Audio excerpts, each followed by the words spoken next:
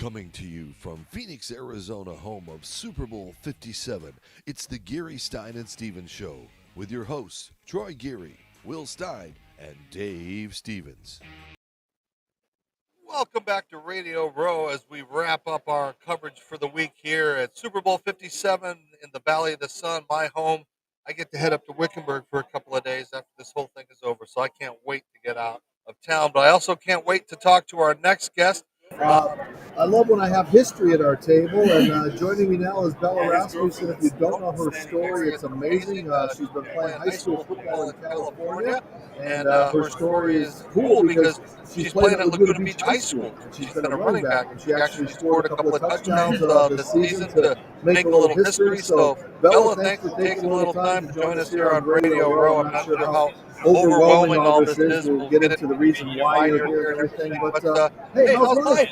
It's been pretty incredible, I'd say, so far. I'm having a great day, so thank you so much for having me. Yeah, and I mean, to do what you've done, I mean, does it settle in your mind yet, kind of the history you've made? I know you heard a lot of famous female athletes, a lot of regular athletes. I mean, not that female athletes aren't regular, but I mean, you know what I mean? Yeah, yeah. You've heard from both sides. I mean, what are some of the people who've reached out to you, talking to you, and realized that you're not a gimmick, that you're truly a football player? You know, I've kind of heard from people that I never would have imagined hearing from. Austin Eckler, I'm huge Austin Eckler fan, so I've been in contact with him. I just finished talking to Brandon Marshall, Von Miller, those guys, talking to them, hearing what their opinions are on it, and it's just, the support is insane, really. Just like kind of introducing myself to as many people as I can, but also like having people like reach out has been so incredible. So to me, it's like I've made this like record, you know, like I have this over my head, but at this point it's like trying to take the platform and hopefully inspire some other people to do the same things. But it's been pretty incredible, just things that I never would have imagined happening to me. And you know, what was it like when you made that history, when you got that first touchdown? I know we saw it on SportsCenter and everything like that, but you know, it wasn't just a touchdown for you; it was a touchdown for women everywhere in the United States and the world. So, not put pressure on you, but yeah, you're kind of like this Jackie Robinson as far as, you know, the female world sport. Yeah. So the funny thing is, like, when I joined football and when I play football, it wasn't with this intention of being some crazy good female football player. You know, I just want to play football. So when I scored those touchdowns, it wasn't with this idea or this notion that I was going to break a record and make history, because I didn't even know that was a thing. It was really just like, I want to go out and score, you know, like that's a goal I had as a football player, was to score a touchdown.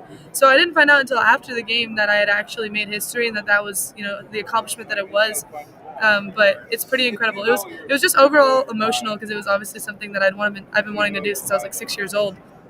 So. Well, there's always good with the bad. I know when I played sports, you know, you get the people, yay, and then you get the negative, the nasty. I mean, what are some of those examples, and how you're a kid still, and people forget you're not this 40-year-old person that has lived life. So tell us some of the bad stuff and how you've had to deal with that. So you know what's kind of crazy about that? I'm happy you asked that question, actually, because I think that's a good thing to touch on. Growing up already, like in being in high school already, it doesn't matter where you come from, what you do. It's like that's already really difficult. You're supposed to be figuring out who you are. So being thrown into this whirlwind of having so many people at such a quick speed hate you, like hate what you do, like tell you like you're not good enough, like it's just for politics, blah blah blah, and really discredit like everything that I've worked for. That was definitely difficult, and I won't lie, like it definitely like took its toll. But at the end of the day, I had to tell myself, it's like, all right, so I can either choose to give these people that don't know me, they don't know how much work I've put in, they have no idea what my football career looks like. All they see is these two videos and they see all the publicity I'm getting. It's like they don't know anything else about me, right? So it's like I can give them all this weight and all their words, all this weight, and I can let it affect me, or I can remember the fact that they really truly don't know me at all. They don't know anything about me, and it's like, and I can choose to be my own biggest fan, you know, because at the end of the day, all you truly have is yourself. Like you are your number one supporter. You're never going to leave, you know? So it's like, I value myself. I value what my words are, what I think about myself. So it's like, if I believe in me, then other people are going to believe in me too.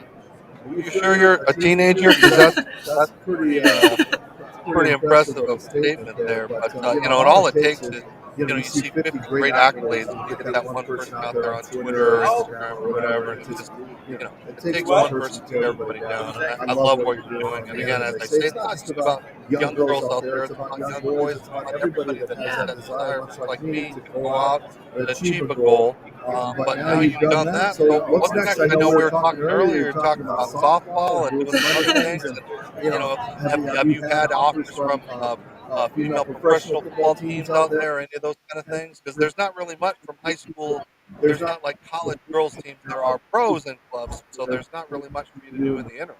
Yeah, so the funny thing is I was just looking at something this morning. Like, I got in the car to drive over here, and there's a statistic that only like 7% of college or of high school football athletes actually make it to college football. And then on top of that, like 0% of those are females, So there really isn't an opportunity for me to play tackle football. So instead, what I'm looking at is the fact that girls flag football is going to be an Olympic sport in 2028. So I think that's the next step. Like, let's go to the Olympics, It's like, I understand football. I can catch a ball. I can throw a ball. It's like, why not? Let's just go. Why not go to the Olympics? Like, let's compete. So I think that's the new goal: is start training and get into that. That's awesome. I wish you luck. And you did say you were going to maybe try to play softball as well this year. Another physical challenge. Well, we got to hook you up with Rob Gerard from Pro Stance to give you a couple of the places to learn and develop that stance. So besides football, and you're a young woman growing up, what are some of your interests? What do you want to be when you grow up? Have you figured out what you want to do out there? So what's funny is before Radio Row, for this weekend, I already knew, like, I think I want to go into sports broadcasting. Like I said, like, I have the knowledge of football. I know the sport. So I was like, why not take it somewhere that I wouldn't be able to, if not from this. But as I continue to do these interviews, as I continue to talk to people, I realize how much I like talking. Like, I enjoy conversations. I like meeting new people. I enjoy listening to their stories the same way that I enjoy telling my own. So I definitely think that if I'm going to go anywhere, it's going to be in that space. So I think I want to major in communications and hopefully go into sports broadcasting. I would love to chat about games, talk to players post game. You're very well versed. Thank you. A lot of teenagers aren't like that, and you can walk around and see like Empowered over there. You've been with Empowered and Laura Oakland, the women's group that's creating media, and now we're going to have a women's sports network. And it's going to be a big year too for women's sports when Brittany Griner comes back to the court and makes her first debut since she was held in Russia. So it's an exciting time for women's sports. We already know that our soccer team is better than the men's team, so might as well continue that tradition. So any words of advice to young girls out there that might want to try to take that challenge that you did and maybe be that first female quarterback to throw a touchdown or to do those kind of things? Because again, it's nice that we get to showcase you, but it's going to be nice when we stop talking about the first for women, where they're just out there and they're just doing it like everybody else. Honestly, what I would say is just, if you're going to play football as a female, just go out and play football, Like, don't walk into it with, like, I'm a female football player. It's like, no, you're just a football player. It's like, let's stop differentiating it, because that's how I walked onto the field personally, like, every single day. Like, to me, it wasn't, I'm a girl and I'm here with guys. They're just like, oh, I'm at practice today. Like, yeah, I got practice from 3 to 6 tonight. I got lifting tomorrow morning. Like, it wasn't anything different for me. So I think that because of that mentality and because of that confidence, that's what led me to success. And I would say that if you want to play football, go do it, and don't let anybody try and tell you can't. How long did it take for your teammates to accept you as a football player? It's not to make fun of you or tease you or razz you or do all the things that they do to freshmen and people like that, the hazing and those kind of things. Let's see. When I was like 6, like, as I first joined football, the youth teams were definitely kind of weird, just because, like, they were kind of like not really sure, because it was so early. Like, having girls in football wasn't really a common thing. But as time went on and as I got into high school, no one really said anything about it. It was definitely like, okay, if you can prove yourself, like, if you can put on pads and you can take a hit and you can run the ball, yeah, why not? Why wouldn't you be allowed to play on our team? The coaches loved me, I think. The players, I got along with them really well. I was definitely part of the family. I never felt like I was excluded. Well, I appreciate you spending some time on Radio Row. I know you got a lot more things to do, and you've got a part going on in the Super Bowl. I know you can't really talk about it, but can you just say what we should look for, or maybe when we should pay attention for something? Maybe just stay tuned, I'd say. If you're watching from home, stay tuned. All right, Stay very tuned. exciting. Bella Rasmussen, best of luck in whatever you do, and we hope we can have you back in a couple years when you're talking about being on the Olympic flag football team. Absolutely. Let's do All it. right, that's awesome. That's a way to start our day. Bella Rasmussen here on Radio Row. And again, we're brought to you by Fresh Clean Thread.